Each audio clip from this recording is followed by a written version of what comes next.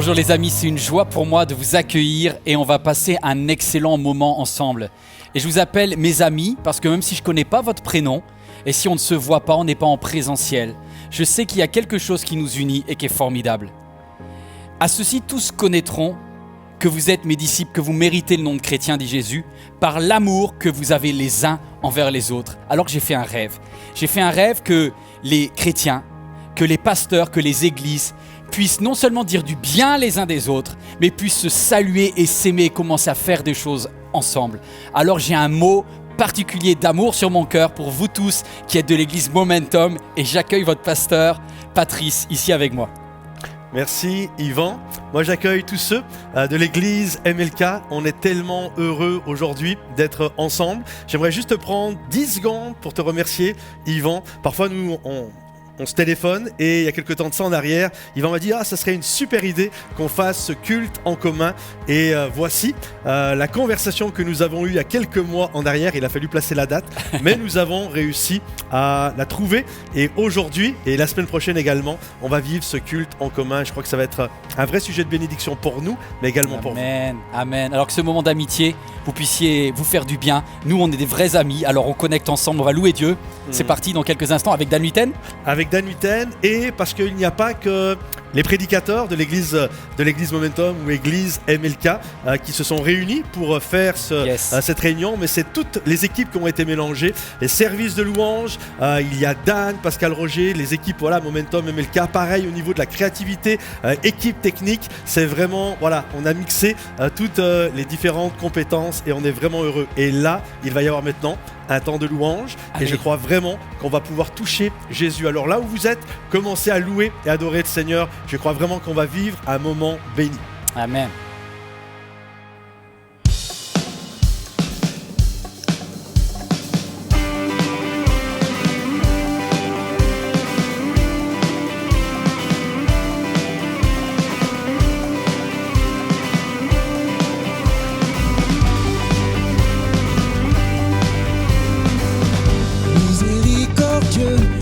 Incomparable, amour véritable, je t'exalte, tu es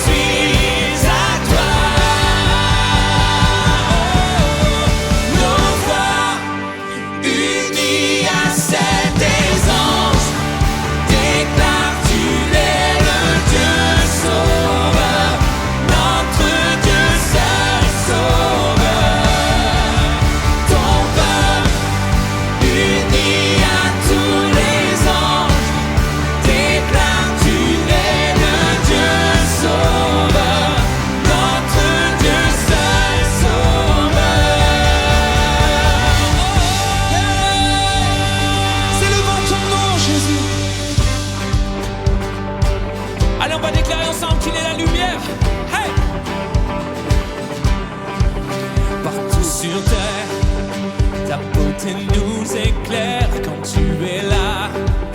La nuit devient lumière, tu es le fleuve qui jaillit du désert et le chemin au milieu de la mer. Hey! Yeah, yeah. Allez tout le monde, ensemble, partout sur terre. Partout sur terre, ta beauté nous éclaire quand tu es là. La nuit devient lumière, tu es le fleuve qui jaillit du désert et le chemin au milieu de la mer. Dieu, tu es la lumière, tu ne faiblis jamais, tu es l'espoir, tu vis en moi. Et dans l'obscurité, tu ne faillis jamais, tu es l'espoir, tu viens éclairer ma voie. Oh, oh, oh, oh. Oh, oh, oh, oh, oh. Yeah, yeah. Oh, oh, oh, oh. Oh, oh, oh, oh, oh.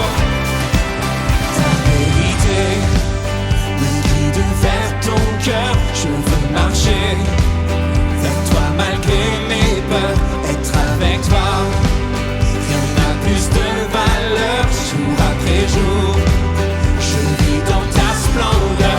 Dieu, tu es la lumière, tu ne faiblis jamais, tu es l'espoir, tu vis en moi.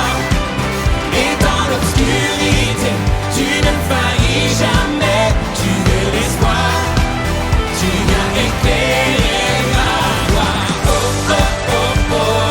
Hey, hey. Oh, oh, oh, oh, oh. Yeah, yeah. Oh, oh, oh, oh. Oh, oh, oh, oh, oh. Yeah. Tu as scellé dans le ciel ta victoire éternelle. Tu as gravé dans mon cœur ton amour pour toujours. Tu as scellé dans le ciel, oh, ta victoire éternelle. Tu as gravé dans mon cœur ton amour. Hey! Oh, oh, oh, oh. Hey! Oh, oh, oh, oh, oh. Dieu, tu es la lumière, tu ne faiblis jamais, tu es l'espoir, tu vis en moi. Et dans l'obscurité, tu ne faillis jamais, tu es l'espoir, tu viens éclairer ma voie. Oh, oh, oh, oh. Oh, oh, oh, oh, oh. Yeah, yeah. Oh, oh, oh, oh. Oh, oh, oh,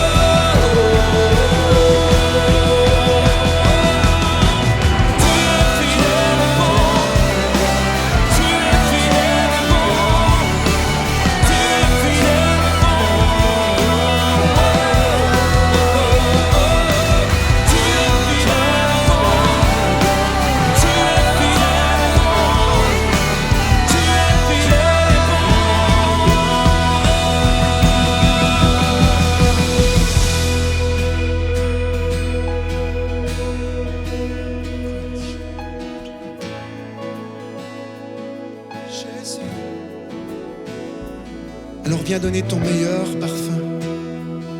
Ton meilleur parfum, réponds-le à ses pieds, là où tu es. Ne regarde pas aux difficultés, regarde juste à Jésus et son amour. Je ferme la porte, laissant derrière moi mes soucis et mes distractions. Je ne veux qu'une seule chose, me centrer sur toi, te donner toute mon attention.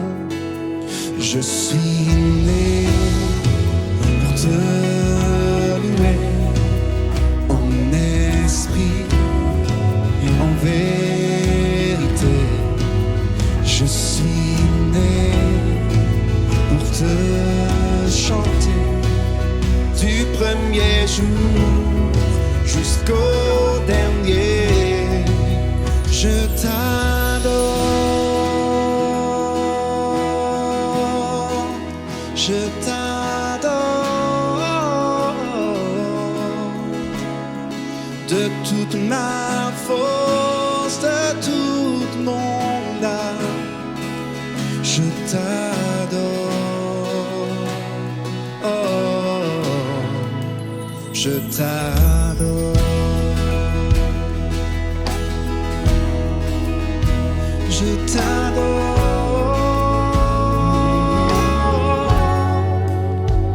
Voici je suis là dans le lieu secret, à l'écoute de ta voix. Je veux avec toi une intimité, des tumultes d'ici-bas. Je suis né pour te louer en esprit, en vérité. Je suis né pour te chanter du premier jour jusqu'au dernier. Je t'adore,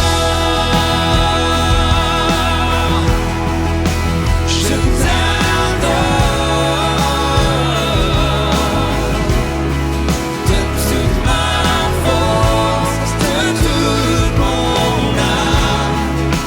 Je t'adore, je t'adore, je t'adore de toute ma force, de toute mon âme. Je t'adore, je t'adore. Un parfum de grand prix, je répands à tes pieds. C'est l'offrande de ma vie. Je me tiens prosterné dans le lieu secret. Un parfum de grand prix. Je dépose à tes pieds. C'est l'offrande de ma vie. Je me tiens prosterné dans le lieu secret. Je t'adore.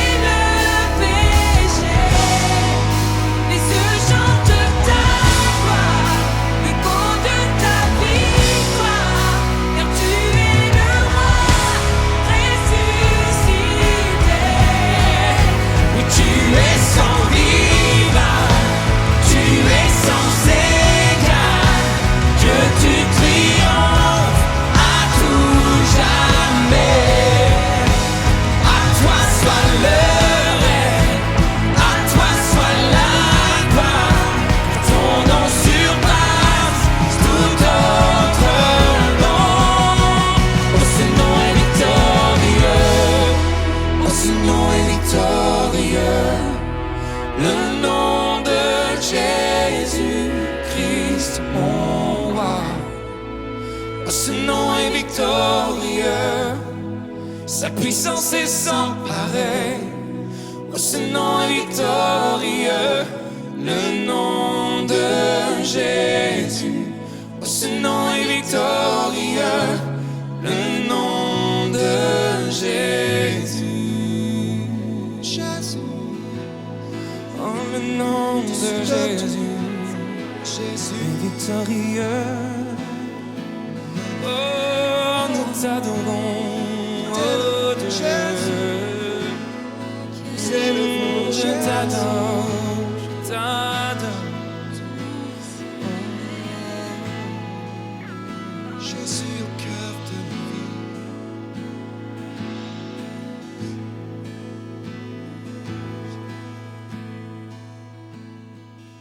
Le nom de Jésus est merveilleux. Et on va pouvoir ensemble s'approcher de lui en cet instant. On a des moments comme ça dans notre vie qui nous marquent. Et on est allé en Israël ensemble, Patrice. Il y a quelques temps, c'était l'année dernière. Il y a tout juste une année, on était là dans un décor extraordinaire, lac de Galilée. On a vraiment pris plein les yeux. C'était tellement beau de marcher là où Jésus a marché. C'était magnifique. On se sentait privilégié parce que vous voyez, on était avec une bande d'amis. Comme le texte qu'on est en train de lire aujourd'hui, il se trouve dans Marc au chapitre 5 et au verset 21. Et c'est un moment où Jésus est dans la barque et il regagna l'autre rive où une grande foule s'assembla près de lui. Il était au bord de la mer. Est-ce que vous avez déjà été à Capharnaüm? Pour ceux qui y ont été, ça vous a marqué. C'est un petit village côtier. On voyait l'endroit où Pierre, Jacques, Jean, ils mettaient leur barque, là où Jésus est certainement atterri. Alors vous avez compris, au chapitre d'avant, il vient de la zone de la Décapole, c'est-à-dire la zone qui n'est pas juive, la zone des démons. D'ailleurs, il en a chassé des démons, c'est l'histoire des pourceaux, etc.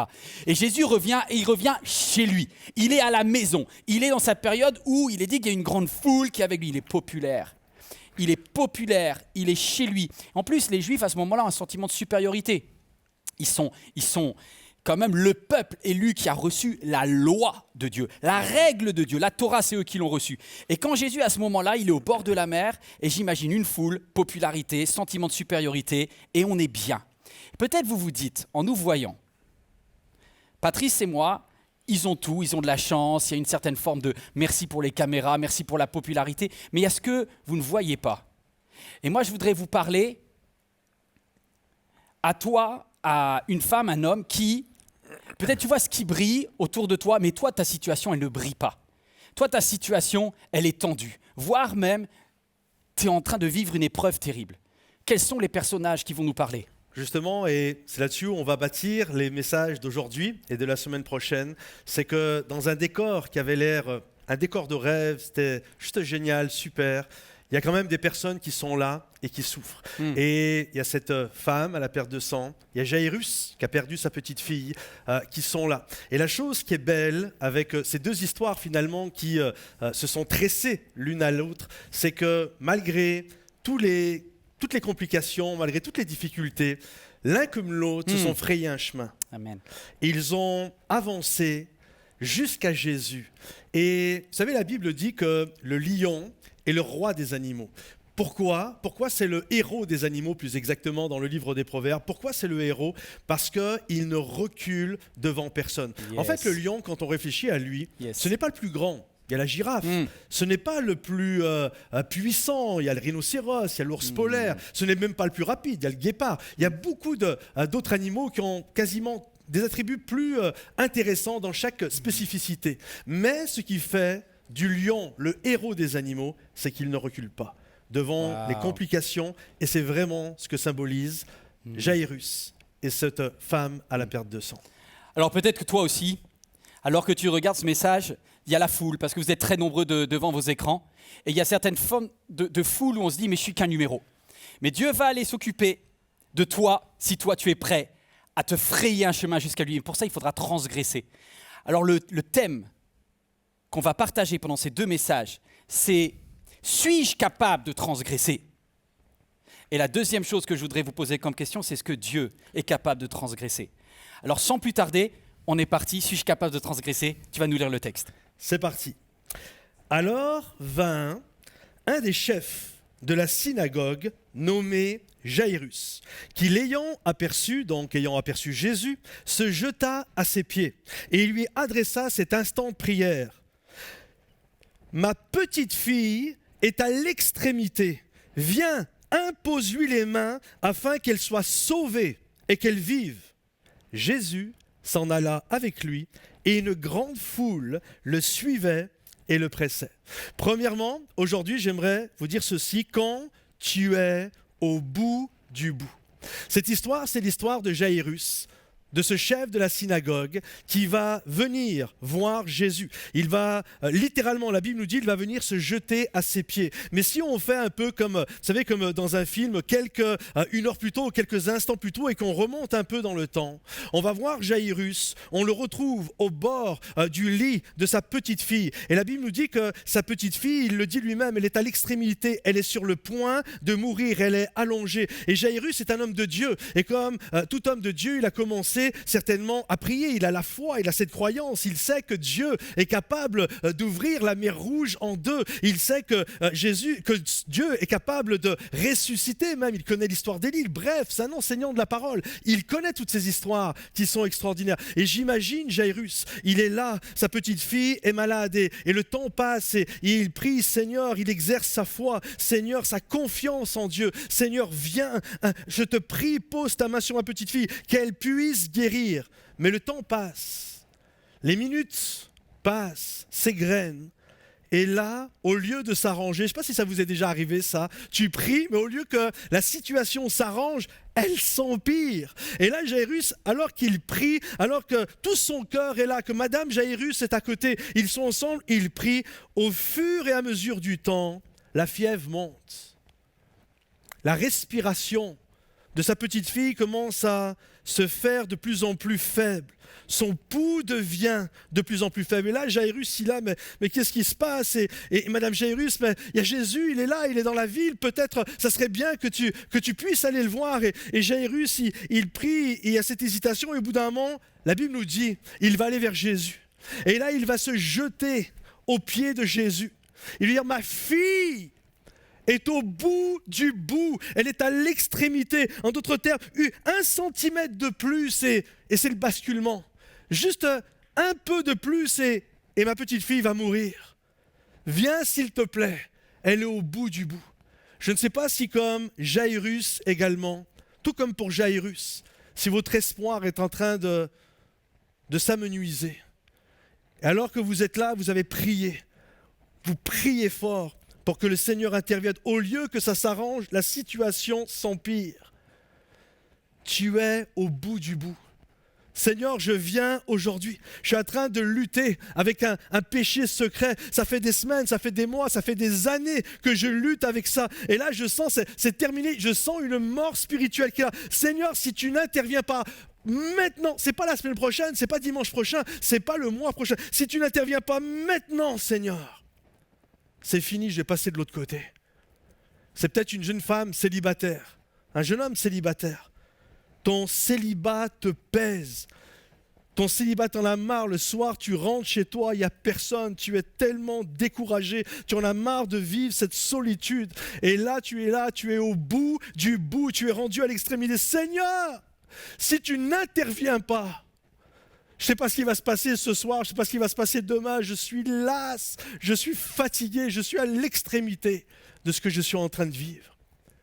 C'est peut-être une personne qui a un business et qui, lors de cette Covid-19, tu vois, les jours passent, les mois, à chaque fois tu disais c'est bon, la situation, le vaccin, etc. Les choses vont reprendre vie et le temps passe et là tu es rendu à l'extrémité. S'il ne se passe pas quelque chose, s'il n'y a pas une intervention de la part de Dieu, tu sais que tu vas mettre la clé sous la porte, ça va être le moment de la faillite. Et il y a cette notion, je suis au bout du bout, c'est peut-être ton mariage. Et j'aimerais dire à tous ceux qui aujourd'hui m'écoutaient, qui sont comme Jaïrus, qui ont cette impression d'être rendus au bout du bout, qui ont l'impression d'être rendus à l'extrémité. J'aimerais te dire aujourd'hui, il n'y a pas de situation désespérée. Il n'y a que des gens qui sont désespérés. Il n'y a pas de situation. Nous, des moments, on pense que c'est terminé. Mais je crois qu'avec notre Dieu, il y a toujours de l'espoir. La Bible nous dit qu'au commencement, Dieu créa les cieux et la terre. Et la terre était informe et vide. Et la Bible nous dit également que les ténèbres recouvraient la surface de l'abîme. Et des moments, on a cette impression nous-mêmes. Seigneur, je ne comprends pas. Je suis ta création. Mon business, c'est ta création. Mes enfants sont ta création. Mon mariage, c'est ta création. Tout, c'est ta création. Mais j'ai l'impression que tout est informe et vide, que c'est le tohu-bohu, que tout est sans dessus, dessous, et c'est les ténèbres, et c'est l'abîme. J'aimerais te dire ceci. Au-delà de ta situation qui te semble désespérée, l'Esprit de Dieu planait au-dessus. Et lorsque Dieu a dit que la lumière soit, la lumière est arrivée. J'aimerais t'inviter aujourd'hui à faire comme Jaïrus.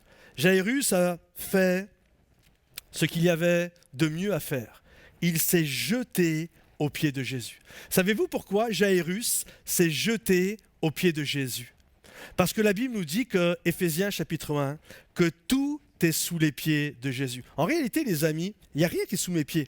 La parole de Patrice Martorano n'a jamais changé la vie de qui que ce soit. La parole d'Yvan Carluère n'a jamais changé la vie de qui que ce soit. Nos églises respectives, le nom que l'on peut donner, c'est pas ça. Mais je crois que tout est sous les pieds de Jésus. C'est lorsque nous nous approchons de Jésus, tel Jaïrus, on vient se jeter aux pieds de Jésus. Je crois que c'est toujours dans le nom de Jésus que les malades sont guéris.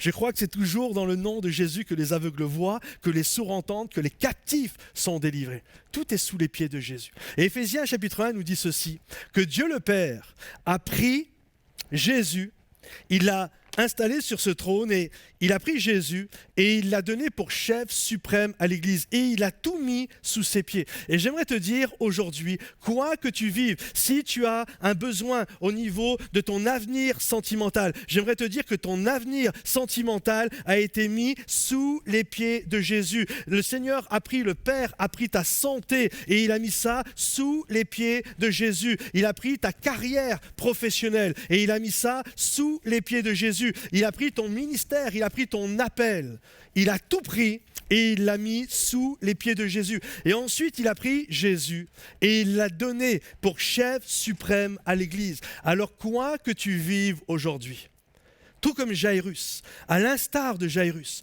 je t'invite à venir aux pieds de Jésus parce que tout est sous ses pieds. Quand j'ai Jésus, la Bible nous dit j'ai tout pleinement en Jésus. Quand toute la plénitude de Dieu habitait corporellement dans qui était Jésus. Et lorsque j'ai Jésus, j'ai tout puisque j'ai lui, puisque je l'ai lui. Alors quoi que tu vives aujourd'hui, fraye-toi un chemin, ne recule pas et va jusqu'à ses pieds. Parce que le Seigneur est là. Et je crois, tout comme il l'a fait pour tant de personnes, il le fera pour toi aujourd'hui. Deuxièmement, aujourd'hui, j'aimerais vous dire, il y a un appel à être libre des hommes. Jaïrus, ce qu'il a fait, il l'a fait parce que il a dû se débarrasser d'un carcan. Il a dû se débarrasser de certaines choses, on va le voir ensemble. Ce n'était pas simple pour Jaïrus de pouvoir venir et se jeter et quelque part s'humilier même devant toutes les personnes qui étaient là. Et regardez ce qu'il est dit.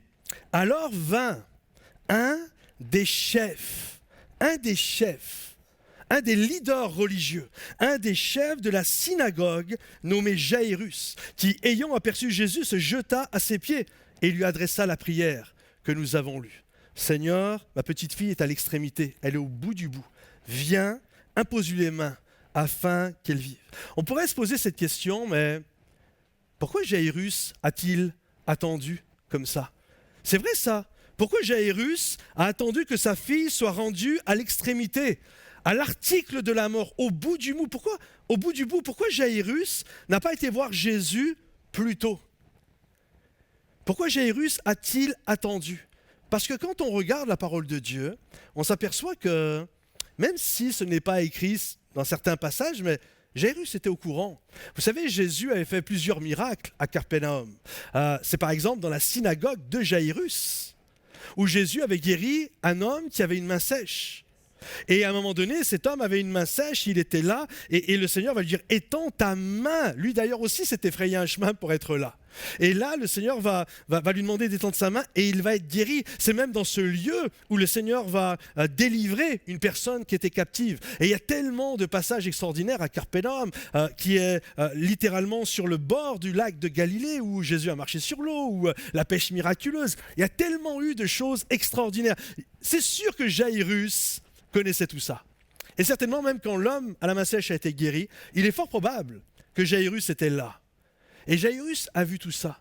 Alors on peut se poser cette question, mais pourquoi il a-t-il attendu si longtemps? Regardez ce que disaient les collègues de Jairus. Voilà ce que disaient les religieux de l'époque, les scribes. Ils disaient ceci, Marc 3,22, en parlant de Jésus. Jésus est possédé de Belzébul. C'est par le prince des démons qu'il chasse les démons. En fait, il y avait une pression terrible. Il y avait une pression terrible qui était mise sur ceux qui voulaient suivre Jésus. Il y avait une pression qui était mise, c'était là, si tu voulais suivre Jésus, tu savais que tu allais être blacklisté. Tu savais que ça allait être compliqué, cette histoire. Et j'imagine Jairus, sa fille, va de mal en pire et petit à petit, le souffle devient de plus en plus court. Et Jairus voit sa petite fille. Et Madame Jairus est là. Et il prie, Seigneur, je te prie, guéris ma petite fille. Je te prie, Seigneur, agis, interviens. Je te prie, Seigneur. Et là, le temps passe. Et ça s'empire. Et j'imagine Madame Jairus qui est là, mais va chercher Jésus. Tu vois bien que la petite, elle va de plus en plus mal. Va chercher Jésus. Pourquoi tu attends? Va chercher. Et lui, là, mais tu comprends pas, chérie. Si j'y vais, c'est fini. C'est terminé si j'y vais.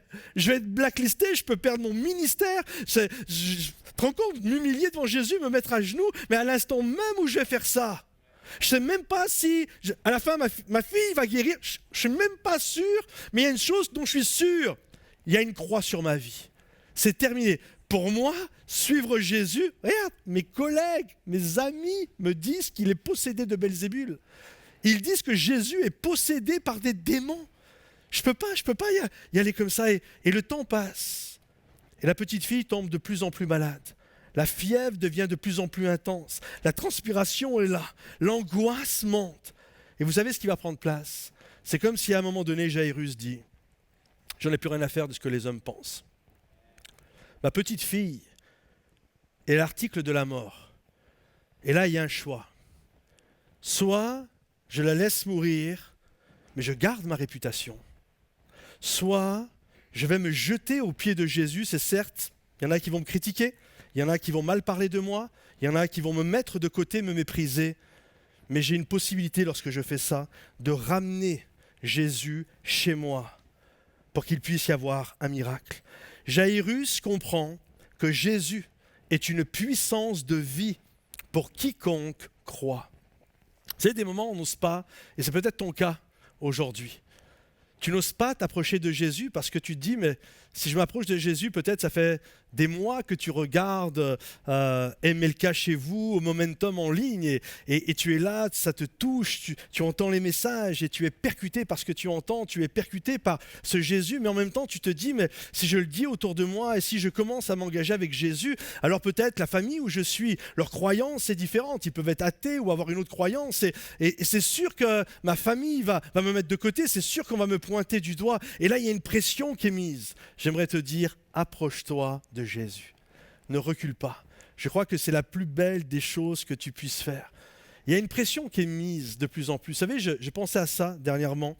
Au niveau de la sociologie, ça a vraiment changé. Vous savez, des moments, j'entends plein de choses, je lis plein d'articles où ouais, les jeunes aujourd'hui, ils se plaignent de ceci, de cela, ils n'ont pas connu la première ou la deuxième guerre mondiale et tous les combats, les difficultés qu'il y a pu avoir, etc. Mais je crois qu'il n'y a jamais une génération comme la nôtre, comme la génération des jeunes actuels, où il y a toute une folie au niveau de l'immoralité, au niveau de toutes sortes de choses et d'attaques qui viennent. Vous savez, je vous donne un exemple. Il y a 100 ans en arrière, admettons, un homme qui voulait avoir une photo d'une jeune femme dénudée, pour avoir sa poitrine dénudée. Il devait quitter le petit village qu'il avait, aller, parce que la plupart c'était le milieu rural, et il devait aller dans la ville, et puis là, au coin d'une ruelle sombre, il y avait un gars qui vendait des photos sous le manteau. Et juste ça, déjà, 99,99 faisait jamais ces choses-là. Aujourd'hui, tu allumes ta télé pour la pub d'un yaourt, tu as une femme toute nue.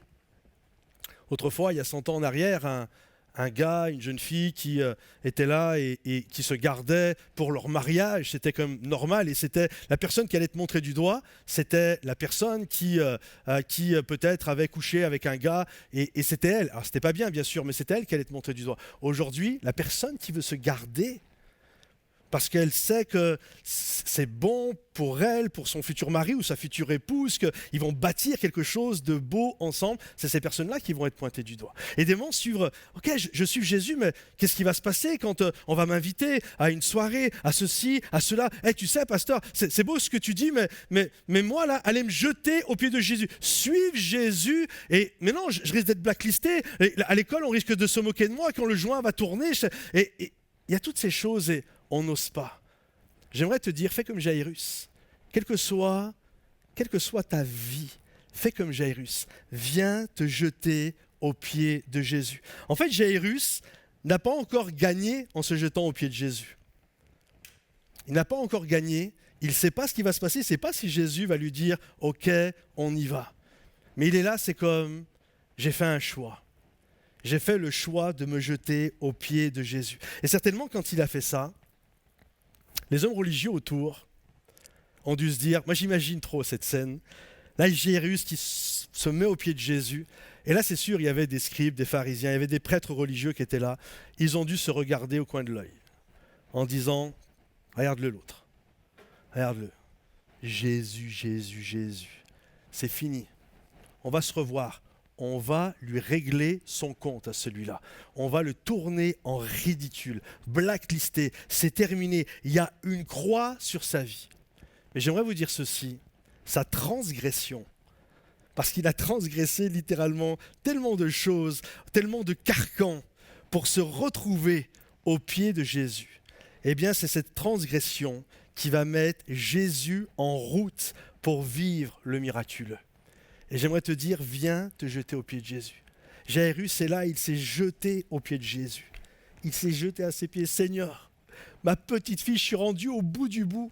Dans ma situation, c'est tellement compliqué, Seigneur, je suis au bout du bout. Viens. Et alors qu'il est là, alors que les regards sont sur lui, le Seigneur va le regarder. Il va dire, ok Jairus, ok, vas-y, lève-toi. Yes, c'est bon, on va y aller. Je priais pour ta petite fille. Viens, on y va, montre-moi. Et si c'est ton cas aujourd'hui, j'aimerais te dire, comme pour Jairus, viens, suis-moi. Jésus va rentrer chez toi. Il va te faire vivre le miraculeux. Et il commence à rentrer. Viens, Jairus, on y va, ça va être génial. Stop, je t'arrête, parce qu'il y a une autre personne qui a besoin de Dieu. Et donc Jairus va être arrêté à cet instant-là. Et je vais me parler de toi. Parce qu'il y a une femme qui était atteinte d'une perte de sang depuis 12 ans. Elle avait été soignée par de nombreux médecins, elle en avait beaucoup souffert. Elle avait dépensé toute sa fortune, nous dit le texte, sans trouver la moindre amélioration. Au contraire, son état avait empiré. Elle avait entendu parler de Jésus et dans la foule, elle s'était approchée de lui par derrière, elle avait touché son vêtement, se disant « Si j'arrive à toucher ses vêtements, je serai guéri. » Ouh! Vous voyez, c'est comme les deux histoires s'imbriquent et se télescopent. Comme si quelqu'un avait besoin d'un miracle et une autre personne a besoin d'un miracle. Mais c'est à toi que je m'adresse en cet instant. Je suis un homme et je vais essayer de comprendre, d'essayer de me mettre à la place, c'est bien difficile pour moi. Mais je choisis ce mot un peu provocateur. Suivre les règles, c'est douloureux. Suivre les règles, c'est douloureux. En fait, à l'époque, là, c'est étonnant parce qu'en français, on parle du cycle de la femme et des menstruations comme le mot règle. Et il y a un double sens sur le mot règle. Et en même temps, cette femme, elle a ses règles à l'intérieur et puis il y a toutes les règles qu'elle a dans la tête. Parce qu'elle a des règles dans la tête, c'est les règles de la loi. Et les deux la prennent en tenaille et la font souffrir. Premièrement, sa maladie de règles au niveau de son ventre est particulièrement terrible. En fait, c'est une femme qui est certainement une femme classe. En tout cas, c'est une femme riche. Extérieurement, vous ne pouvez pas savoir qu'à l'intérieur d'elle, elle souffre le martyre. Pendant 12 ans, À l'extérieur, elle va bien. Pendant 12 ans, elle a une maladie chronique qui ne fait pas de bruit, une maladie silencieuse. Vous savez, les gens ne voient pas ce qu'on vit à l'intérieur. Ils voient que ce qui brille, ils voient que ce que l'on peut montrer. Et moi, je me rappelle très très bien de cette leçon que Dieu m'a donnée un jour, alors que, à l'époque, j'essayais de suivre, moi, des règles dans la tête que j'avais et qui étaient bonnes, et j'étais en train de me dire, je refuse de m'engager avec une fille, j'étais célibataire, je vivais très mal mon célibat, et je pense à vous tous qui vivez mal votre célibat. Et à cette époque-là, j'étais en haut, au 3e étage, d'un bâtiment très banal dans lequel j'enseignais, qui était mon lycée là-bas aux Ulysses. Et je vois, à l'époque, je roulais dans une petite voiture, je peux vous dire, c'était un yaourt, un pot de yaourt. Hein. C'était une petite Arosa que j'avais achetée, mais elle était bien, elle était comme moi, elle était en progrès. On n'était pas très connus, tous les deux. Mais j'étais avec tous mes rêves et je me suis dit, Seigneur, est-ce que tu vois tous les règles, tous les principes que je mets dans ma vie et que j'essaye de suivre? Et alors que je suis devant la fenêtre, je regarde la fenêtre. Et là, je vois une Golf 4 qui arrive avec du bruit, avec du son. J'avais même pas le droit, je m'autorisais même pas à écouter toutes les musiques. Et là, je vois ce gars qui arrive et qui conduit sa Golf de luxe là. Et le plus frustrant pour moi, c'est même pas la Golf. C'était la fille qui était à côté. Une bomba. Moi, je regarde là et je dis, non, lui, il a tout gagné. Il suit aucune règle et il a tout gagné. Et attendez, regarde, suis-moi. C'est pire que ça encore l'histoire. Parce que je le vois dans sa Golf, qui est magnifique, avec sa nana, magnifique. La nana qui sort et qui va lui ouvrir la porte. Tu vois, toi, genre, moi, quand même, dans les règles de base que j'ai apprises, c'est l'homme qui doit être galant et qui doit aller ouvrir la fille. Et je me dis, mais oui, il a été la chercher. Non seulement c'est une bomba, mais en plus, elle l'aime trop, elle se déplace pour lui. Et la fille, elle vient, regarde, elle lui ouvre la porte. Et le gars, vas-y, grand seigneur, il se lève même pas. Je me dis, j'hallucine. Il y a des mecs, c'est des pachas quand même sur la terre. Et moi, je bave de jalousie là-haut, en le regardant. Et là, je vois que la fille, elle n'insiste pas, elle va par l'arrière et elle ouvre le coffre de la voiture. Et là, elle sort une chaise roulante. Et elle lui amène la chaise roulante. J'ai pris une claque. À ce moment-là, j'ai compris que ce que je voyais n'avait rien à voir avec ce qu'il vivait. Et que cet homme était un gars qui était handicapé maintenant, qui avait une Golf magnifique et une femme magnifique. Et qui, toute sa vie, devait être poussé pour avancer. Oh! Et je pense que cette femme-là, dans la foule, tout le monde, certainement, je vous assure, ce jour-là, elle avait envie de s'approcher de Jésus. Elle a sûrement mis un habit de chez Chanel, quelque chose de, je ne sais pas, mais c'était du Zara plus. Et elle est arrivée, mais seulement ce que vous ne savez pas, c'est qu'à l'intérieur, elle saigne. Et cette femme va s'avancer. Et une grande inégalité face au malheur. Mais on a tous quelque chose à l'intérieur qui nous vide. En plus de sa maladie physique, les règles dans son corps impliquaient des règles dans son esprit. Est-ce que vous savez ce que la loi de Moïse, c'est-à-dire la loi spirituelle qu'elle suit à l'époque, lui donne comme consigne? Vous trouvez ça dans le livre du Lévitique, et déjà c'est dur pour une femme qui a des règles normales. Déjà pendant la période des règles, la femme est mise au banc. Tout ce qu'elle touche est impur. Le lit sur lequel elle dort est impur. Elle n'a plus le droit d'avoir aucune relation. Je ne parle pas avec son conjoint seulement. Je parle aucune relation sociale avec les amis. Parce que toute personne qu'elle touche ou qu'elle effleure est traitée comme impure et doit être exclue du camp. Donc, dans sa mentalité de femme juive, elle a une double peine. Elle a une peine intérieure parce que déjà, elle a cette douleur. Mais il nous est dit, le texte, c'est qu'elle n'a pas des pertes normales. Elle a une hémorragie continuelle. Elle a 28 jours comme ça. Et ça ne s'arrête jamais. Et ça ne s'arrête jamais, pas pendant 1 an, pas pendant 2 ans, pendant 12 ans. Et tu deviens fou, tu deviens folle quant à ça. C'est-à-dire que tu as une règle là, et aucune des deux ne te permet de vivre. Et elle s'est battue de toutes ses forces. Le Lévitique nous dit que pour les femmes qui ont des règles normales, c'est dur. Mais il dit, si quelqu'un a des pertes en dehors de son temps normal, alors cette femme-là doit être exclue 24, 7, 365 jours. Vous pouvez lire ça dans Lévitique 25. C'est invivable. Elle a un habit super classe, elle avait de l'argent, elle avait de la prestance et elle est vidée de l'intérieur. Et elle s'est vidée même, parce qu'il nous est dit qu'au verset 25, elle a été atteinte d'une perte de sang, elle avait été soignée par de nombreux médecins. et elle en avait beaucoup souffert. Juste l'épuisement physique. Pourquoi elle se vide physiquement? Parce que non seulement elle a mal, mais en plus, ces médecins à l'époque, c'est des bouchers, quoi. Les connaissances de la médecine à l'époque, c'est des saignées, donc ils lui rajoutent du malheur au malheur. Donc à chaque fois qu'elle va chez le médecin, elle y va en souffrant physiquement et elle ressort en souffrant plus.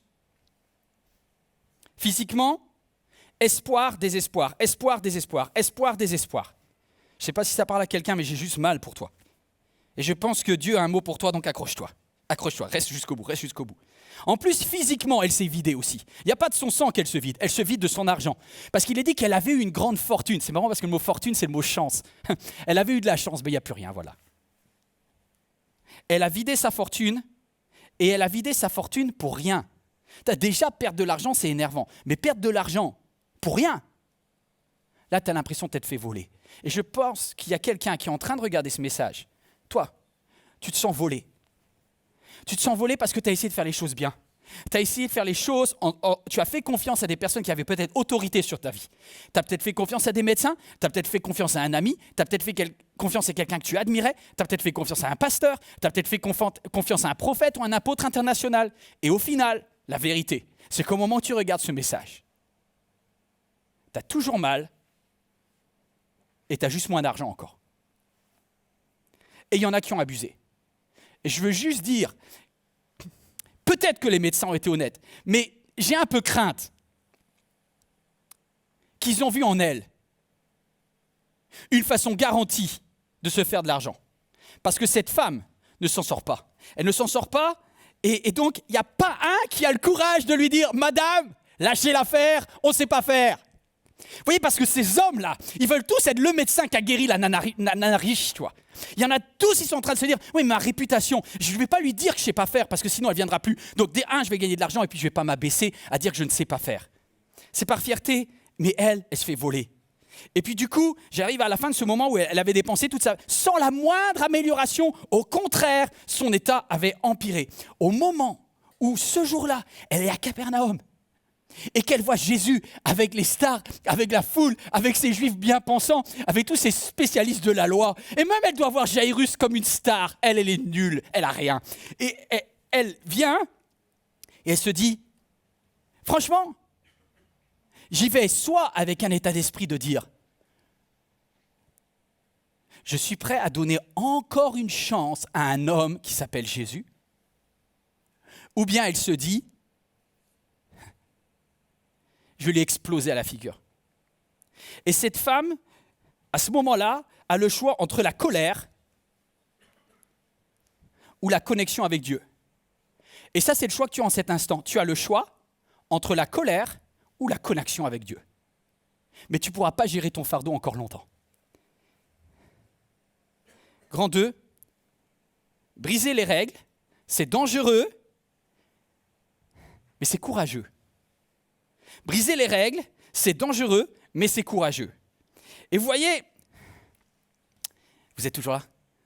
On va suivre ce ping-pong dans sa tête par rapport à est-ce que j'ai le droit de le faire, est-ce que je n'ai pas le droit de le faire. La loi, la règle de Dieu, pour elle, dans son schéma mental à ce moment-là, c'est la loi de Moïse, elle est juive, Jésus est juif, Jésus est un rabbi. Donc quand elle va voir le rabbi, elle sait qu'elle n'a pas le droit de rentrer en contact parce qu'elle est contaminante. Et donc à ce moment-là, si jamais elle touche Jésus, elle se dit, je ne serai plus une pestiférée, je serai guéri, mais en même temps, je n'ai pas le droit d'aller le toucher parce que je vais le pourrir lui. Donc tu as cette espèce de schizophrénie dans ta tête. Et à ce moment-là, elle va devoir franchir comme des obstacles. Vous ne les voyez pas, mais c'est des obstacles psychologiques où petit à petit, elle va devoir aller par-delà le mur de ses règles intérieures, de sa tête. Première chose, il est dit, elle avait entendu parler de Jésus. Tout commence par quelqu'un qui te donne de l'espoir. Je veux juste vous parler de mon histoire personnelle. Moi, j'étais aussi dans ce carcan dans cette boîte mentale. Lorsque je suis né, moi j'étais un bon pharisien. Je suis né, j'étais évangélique, rien à voir avec le judaïsme, mais franchement, on n'avait rien à envier aux plus intégristes d'une religion parce que je l'étais moi-même. J'étais, comme je le dis, un nord-coréen spirituel. J'avais été élevé dans un camp où on m'apprenait les règles. J'étais fait pour respecter les règles. Et je vous ai peut-être dit, vous le savez, mais à 7 ans, j'avais la fierté de dire que j'étais le premier garçon qui avait arraché les boucles d'oreilles d'une fille qui avait 7 ans aussi, la pauvre malheureuse, parce que la Bible disait, la règle disait que la femme ne porte pas de bijoux. Et j'étais un sincère petit intégriste. Et je sais que moi, dans mon chemin personnel, j'ai dû commencer à questionner une à une les règles mentales qu'on m'avait apprises. Est-ce que c'est OK ou pas OK? Est-ce que j'ai le droit de? Je sais que je parle à quelqu'un. Peut-être qu'il y a quelqu'un qui est adventiste et qui regarde cela. Et cette prédication, elle va te gêner parce que honnêtement, si tu respectes bien ce que tu penses de Dieu, tu ne peux pas toucher Jésus. Je parle à quelqu'un qui est une femme et qui a appris qu'il n'y a pas le droit d'être en contact comme ça. Ce qu'elle fait, ce n'est pas normal. Mais on a tellement d'interdits. Si tu prends la Bible comme un livre de loi, si tu crois que la Bible, c'est un livre de loi, alors tu es aussi juive. Parce que la Torah, c'était un ensemble de lois et de commandements. D'ailleurs, les hommes portaient les commandements avec des tzitzit autour d'eux. On va en parler dans quelques instants. Elle a entendu, mais elle n'a pas entendu seulement que Jésus était quelqu'un qui faisait des règles. Elle a compris que Jésus était capable de sortir de la boîte. Et moi, dans mon histoire personnelle, je bénis Dieu, parce que Dieu a mis sur mon chemin des personnes qui m'ont dit « Yvan, tu as le droit de remettre cet interdit-là en question. » Mais c'est dangereux.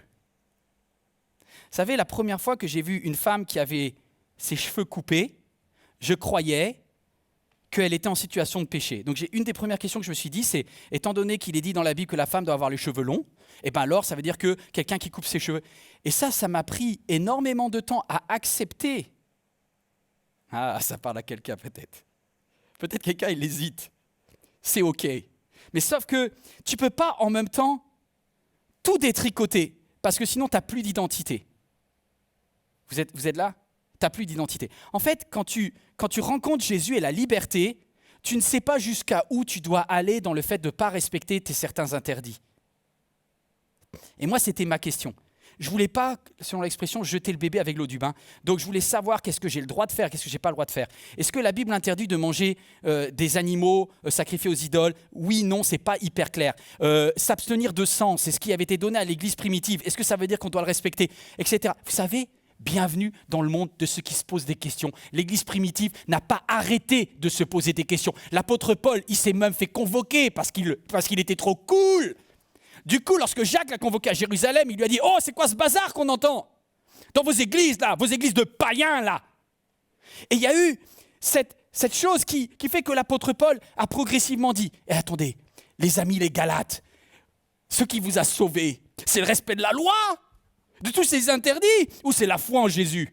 Et bien moi, j'étais comme ce Galate à qui Paul a appris en disant « Yvan, aime les gens, comprends le cœur de Dieu. Les commandements ne sont pas faits pour embrigader les gens. Les commandements que Dieu a donnés, et même les « tu ne feras pas », c'est pour le bien de la personne. Et au partir du moment où cette règle devient un interdit qui est contraignant et qui est pour briser, contraindre, alors il y a un souci. Vous êtes toujours là? J'espère que je ne vais pas vous choquer. Tenez bon. On va rester complètement sur ce que la parole de Dieu dit. À ce moment-là, cette femme se dit, si elle respecte la Torah, si elle respecte la loi que Dieu a donnée, elle est foutue. Je sais que ça vous pose problème, mais c'est le texte. Elle avait entendu et elle s'était approchée. Vous voyez le premier? D'abord, elle a entendu. Et un espoir s'est ouvert. Mais est-ce que j'ai le droit? Est-ce que j'ai le droit d'aller dans une église comme Momentum? Est-ce que j'ai le droit de regarder un culte de MLK sans que mon salut soit en danger? Je sais qu'il y en a qui se posent ces questions-là. C'est vrai, parlons vrai. Est-ce que j'ai le droit d'écouter une femme qui prêche? Est-ce que j'ai le droit? Tu te poses plein de questions, on continue. Ensuite, elle a dit, c'est OK, je valide. Tu vois, elle va doucement. Elle dit, je vais m'approcher, mais je ne vais pas toucher. D'abord, elle entend. Ensuite, elle s'approche. Et regardez, il y a même un détail. Elle s'approche par derrière.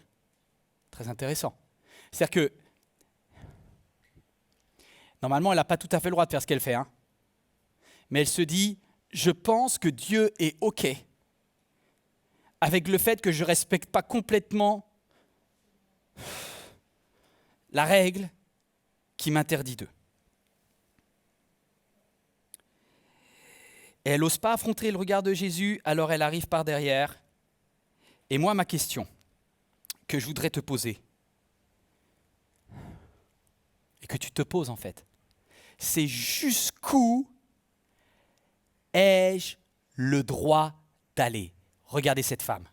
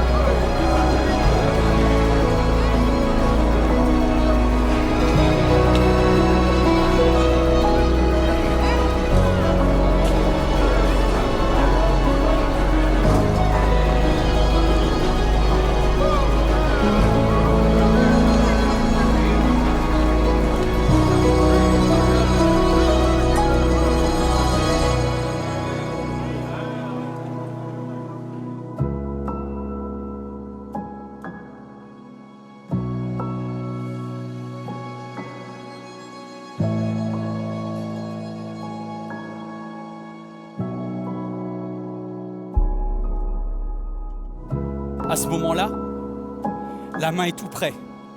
La main de cette femme est tout près du vêtement de Jésus. Et elle se dit, si je le touche, je fais quelque chose de mal. Et en même temps, si je ne le touche pas, je reste dans le mal. Alors vient ce débat à l'intérieur. Quelle partie de Jésus je m'autorise à toucher? Laisse-moi te dire, regarde, il y a cette foule autour, elle s'approche de Jésus. Et il y a... vous connaissez peut-être pas la religion juive, mais les hommes ont ces fils, c'est tzitzit que ça s'appelle. Dans la religion juive, parce que dans Nombre 15, il était marqué que les hommes devront porter les commandements de Dieu autour d'eux. Vous savez, c'était comme une règle que Dieu avait fixée. Les hommes, vous aurez ces commandements. Regarde ici. La femme, elle essaye de s'autoriser à faire quelque chose de correct. Elle se dit, ok, je ne vais pas toucher n'importe quel bout du vêtement. C'est Matthieu qui, dans l'évangile, Matthieu est juif. C'est pour ça qu'on a eu ce détail. C'est que la femme n'a pas touché n'importe quel aspect du vêtement par derrière. Elle a touché la petite frange. Elle a touché un tzit. C'est-à-dire qu'elle a touché, elle a dit, Dieu, je fais un truc que je pensais jamais que je l'aurais fait. Mais je le fais, mais je veux le faire le moins mal possible. Je veux le faire en touchant le commandement de Dieu. Alors, j'arrive au moment le plus important pour toi. Comment savoir où fixer la limite pour briser une règle, pour transgresser une règle? Je ne sais pas ce qu'il y a dans ta tête aujourd'hui. Quels sont les interdits que tu te fixes en disant, en tant que chrétien, je n'ai pas le droit de ceci. En tant que fille du roi des rois, je n'ai pas le droit de ceci. C'est bien, il y a des règles qu'on ne pourra pas transgresser. Mais les règles que tu peux transgresser,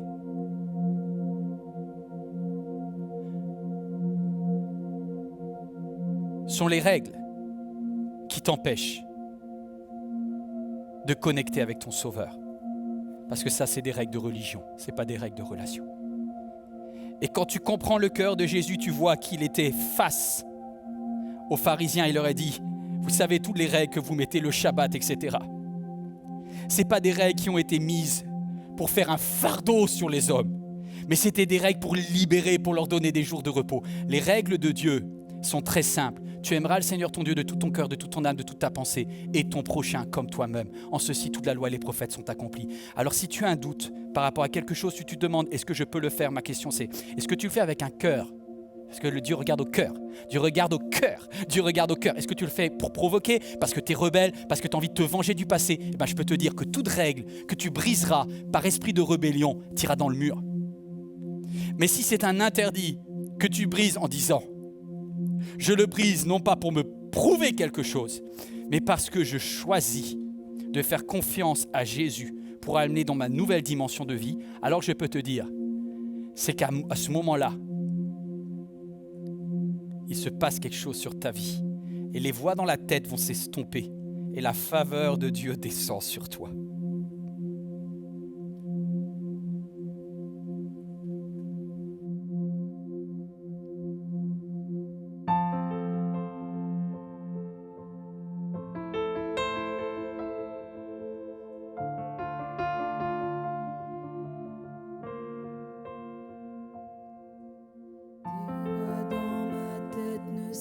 De me dire que je ne suis rien.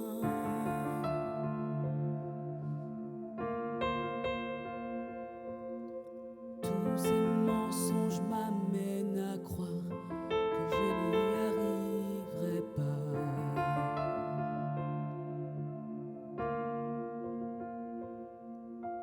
Ma vie ne se résume-t-elle qu'à des moments de haut, de bas?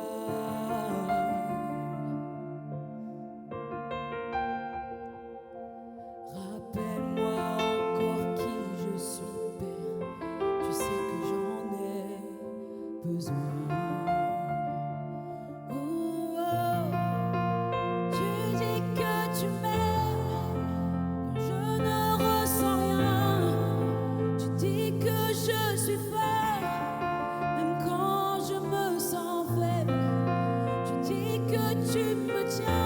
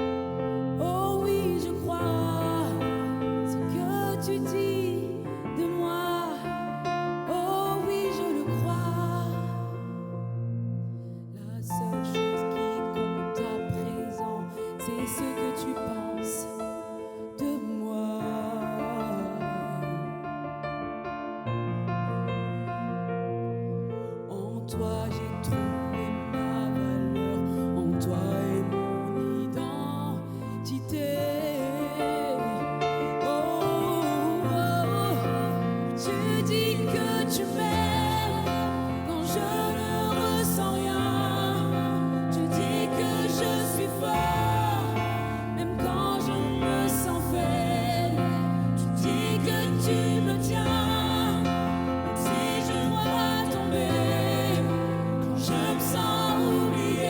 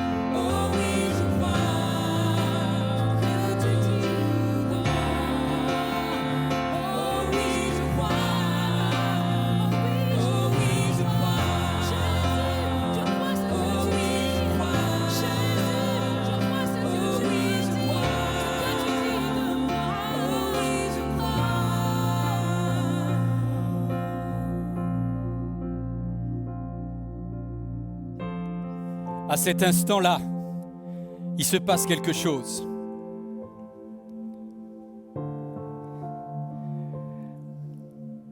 La foi implique un geste. Et cette femme, elle est courageuse. Parce que lorsqu'elle va toucher Jésus et elle va faire un geste, elle va déclencher quelque chose d'extraordinaire.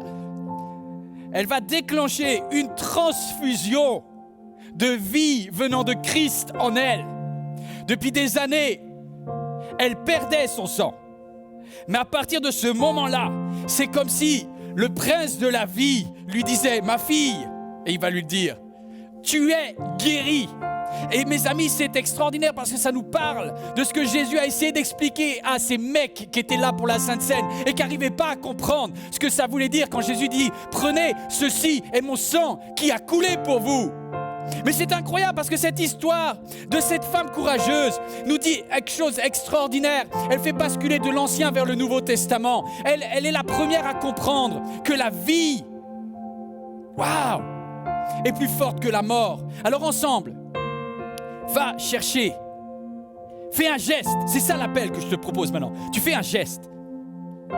Dans quelques instants, je voudrais qu'on reprenne le deuxième couplet, mais tu vas faire un geste. Aujourd'hui, Jésus dit, prends, ceci est mon sang qui a coulé pour vous. Faites ceci en mémoire de... Ceci est la coupe de bénédiction. Pas la coupe de malédiction comme c'était avant. C'est une coupe de bénédiction. Et oh, alors que tu vas le chercher et que tu vas verser, il y a quelque chose de symbolique et nous sommes ensemble là, pratiquant le même geste. Que l'on soit ici en métropole, que tu sois aux Antilles, que tu sois en Afrique, que tu sois au Canada, que tu sois en Asie. Quel endroit que tu sois, il y a un geste qui est universel dans cet instant. C'est le prince de la vie. Remplis notre coupe. Alléluia. Waouh! Il y a un geste que tu dois faire. Le seul geste. Prenez, ceci est mon sang, nous dit Jésus. Alors fais-le maintenant. Seigneur, je reconnais ce symbole comme étant un symbole de la vie, de cette transfusion de vie en moi en cet instant. Reçois ton miracle en cet instant. Approche-toi de Jésus. Sa vie coule en toi. Sa vie coule en toi. Alléluia.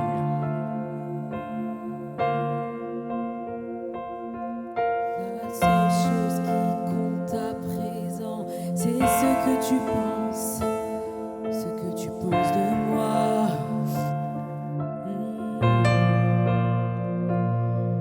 En toi j'ai trouvé ma valeur, en toi est mon identité.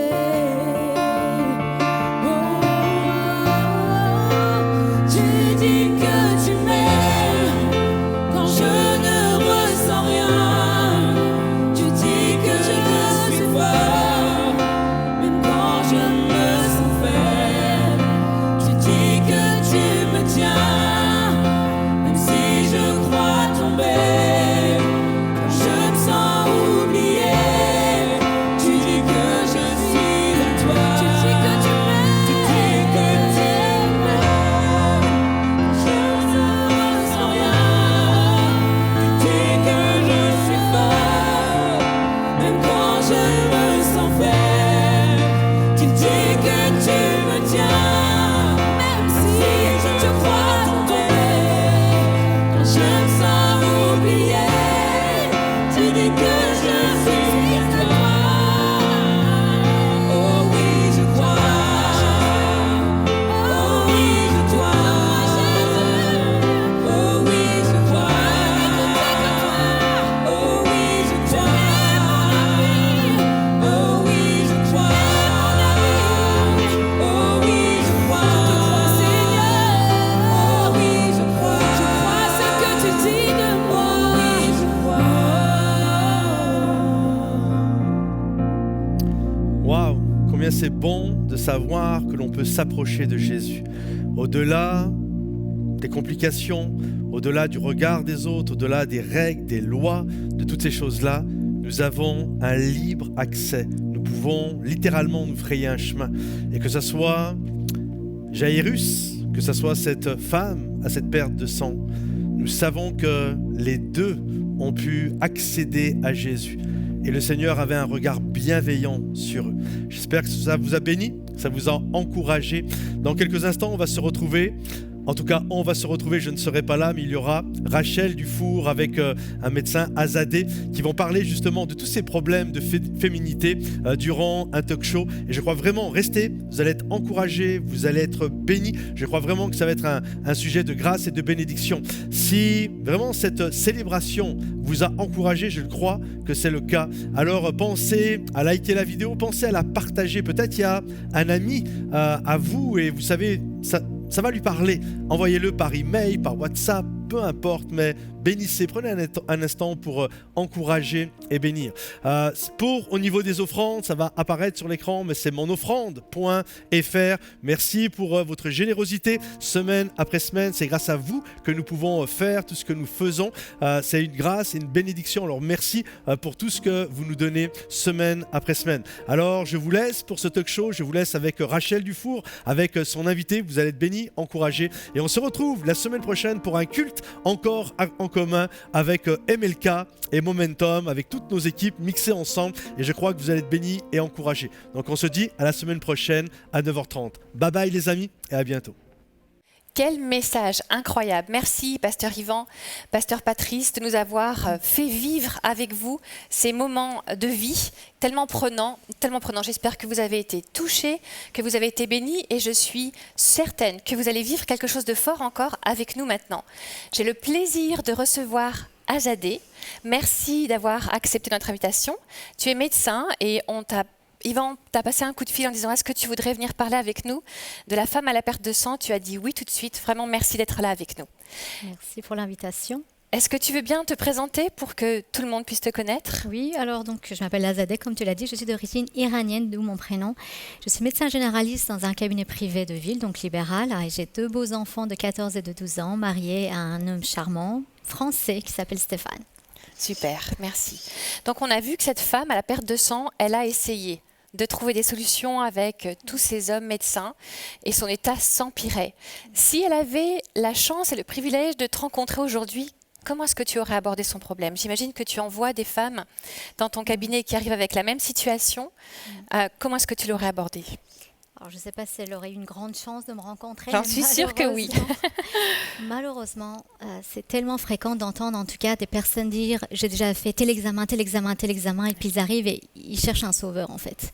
Littéralement, c'est ça. Ils cherchent quelqu'un qui puisse les comprendre, qui puisse, ne serait-ce que parfois leur expliquer. Des fois, je vois que la plupart des examens ont même été faits correctement, mais la personne est restée sur sa faim parce qu'il n'y a pas eu au final un mot qui puisse consoler, un mot qui puisse orienter ou adoucir ou quoi que ce soit et qu'ils ont été délaissés complètement. Donc, une des leçons vraiment les plus importantes que personnellement j'ai retenues en médecine, ça a été la suivante. On ne traite pas un cas, on traite une personne dans sa totalité. Oui.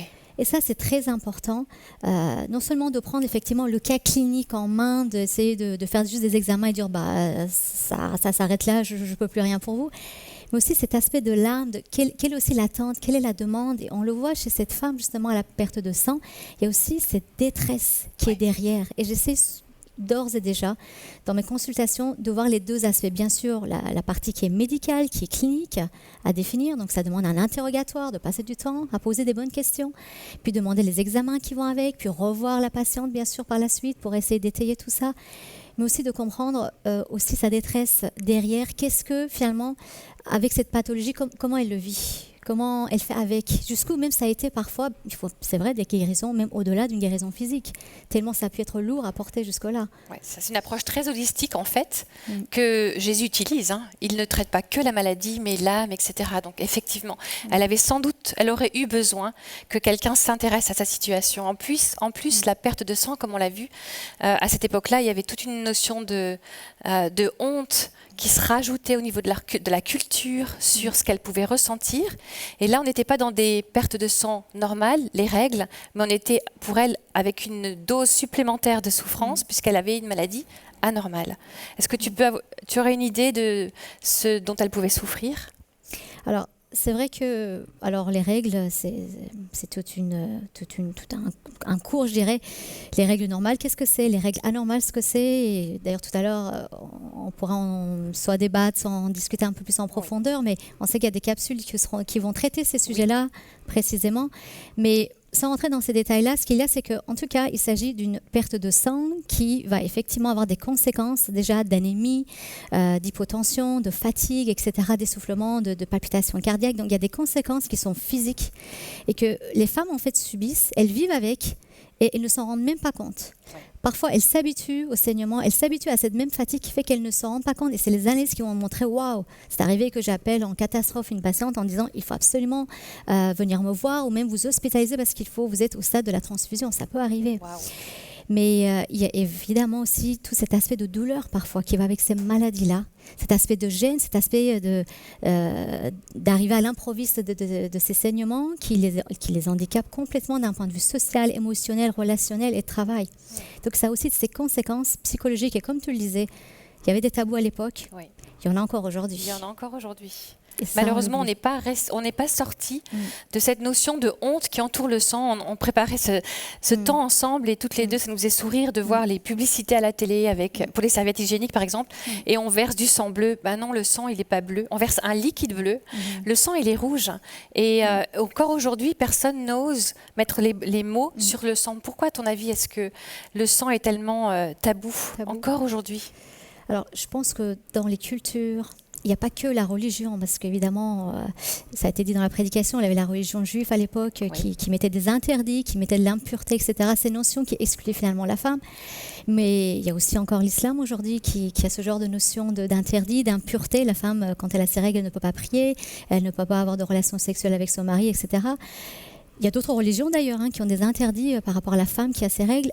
Mais, ne serait-ce que dans les cultures, dans les pays traditionnalistes, il y a toujours, et il y en a eu même en Europe, même en France, jusqu'au 19e siècle, des interdits, des tabous, où il y avait par exemple, vers 1878, il y avait même un journal très fameux à l'époque, qui était un journal scientifique en Angleterre, le British Journal Scientifique, qui a publié, par exemple, des lettres de médecins qui avaient rapporté la contamination du jambon qui avait pourri plus vite, parce que des femmes, en fait, en état de règles, les avaient touchées.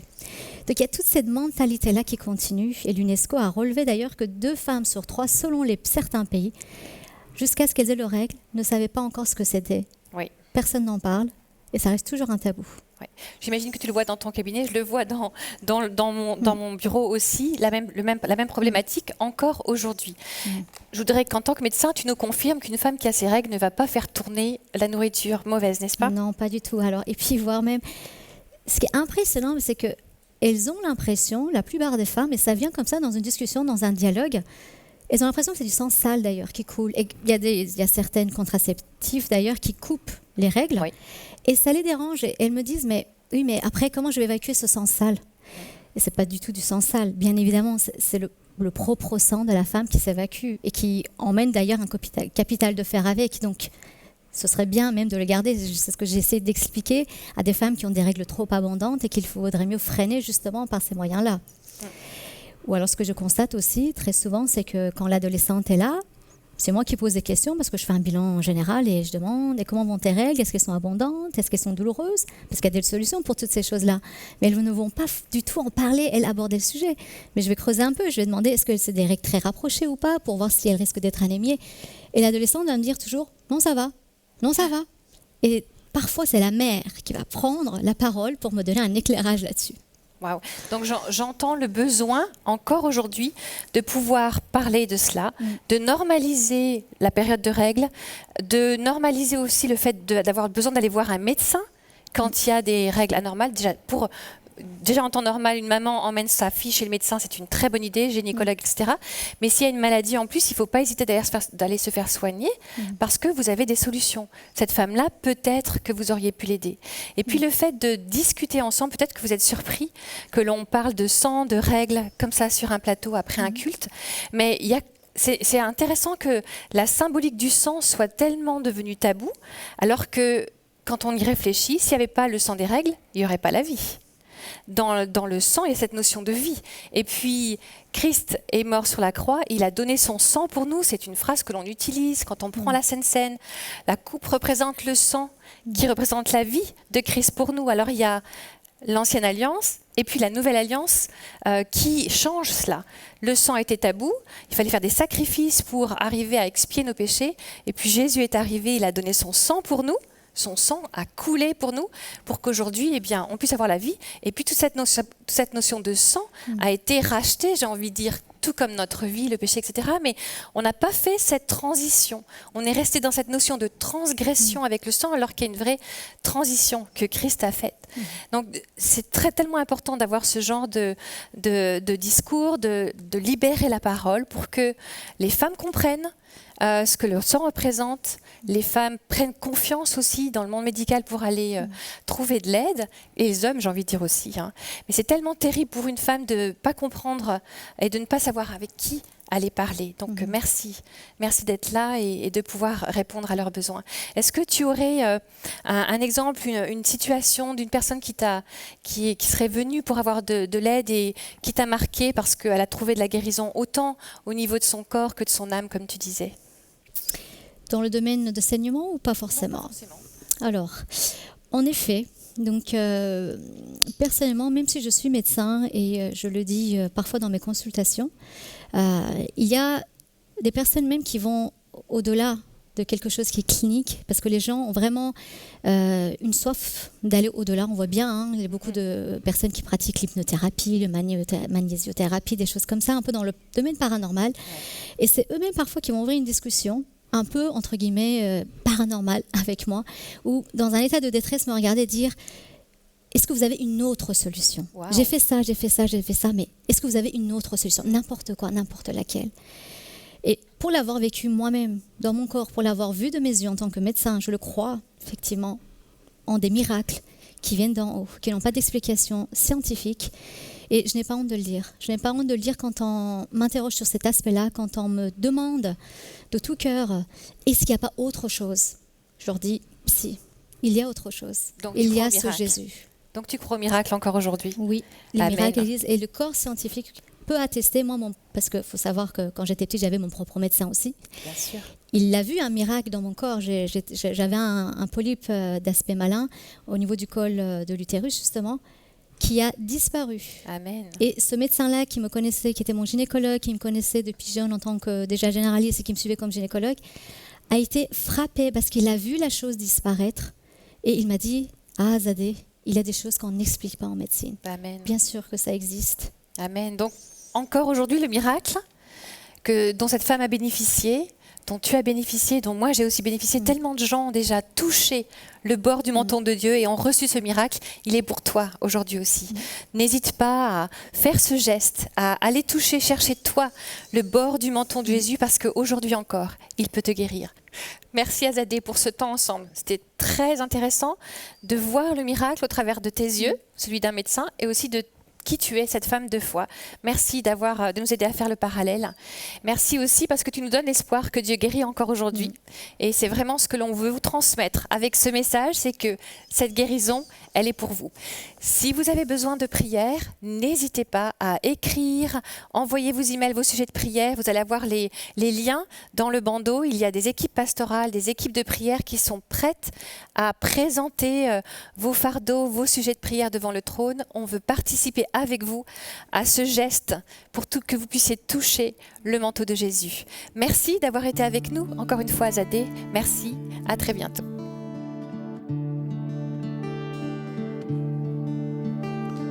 Du sommet des cieux, tu as vu nos cœurs orgueilleux. Nous étions loin, perdus dans l'ombre du péché. Ton cœur a saigné face à nos vies emprisonnées.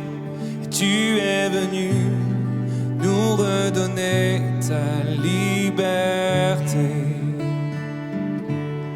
Tu as changé l'histoire, donné ta vie et tracé la voie, réécrit notre l'histoire, tout accompli, rendu l'espoir.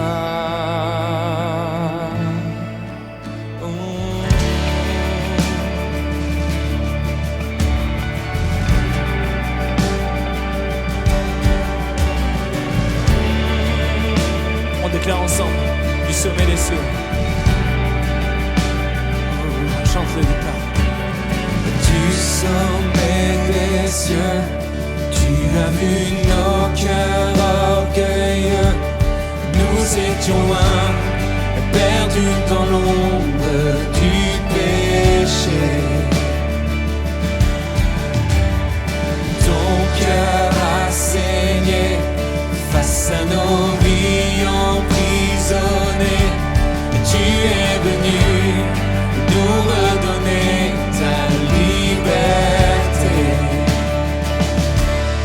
Tu as changé l'histoire, donné ta vie et tracé la voie, réécrit notre histoire, tout accompli, rendu l'espoir. Tu as changé l'histoire, donné ta vie et tracé la voie, réécrit notre histoire, tout accompli, rendu l'espoir.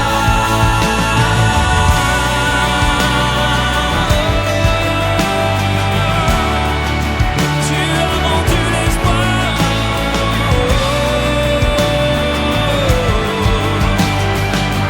C'est toi l'amour parfait.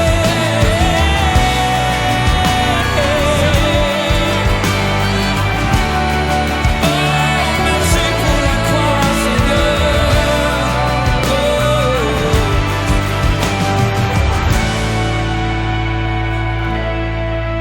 Ton amour parfait a tout renversé, remporté la mort ne pouvait gagner. Ton amour parfait a tout supporté, surpassé, rien ne pouvait t'arrêter. Déclare-le.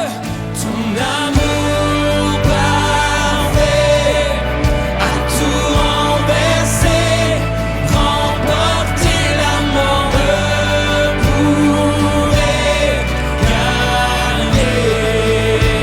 Oh, ton amour parfait a tout supporté, surpassé, rien ne pouvait t'arrêter.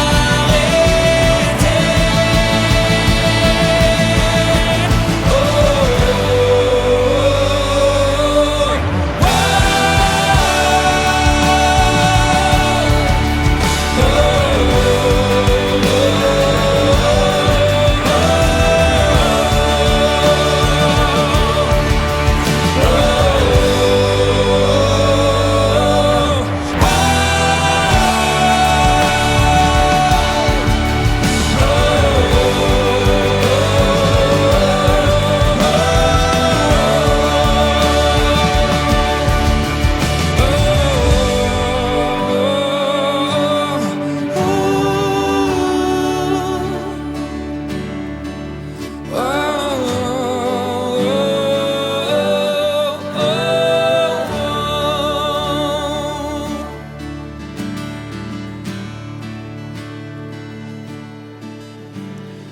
Là-haut dans les cieux, ton nom est couronné de gloire, car tu as chassé l'obscurité par ta lumière. Oh yeah! Ici dans ce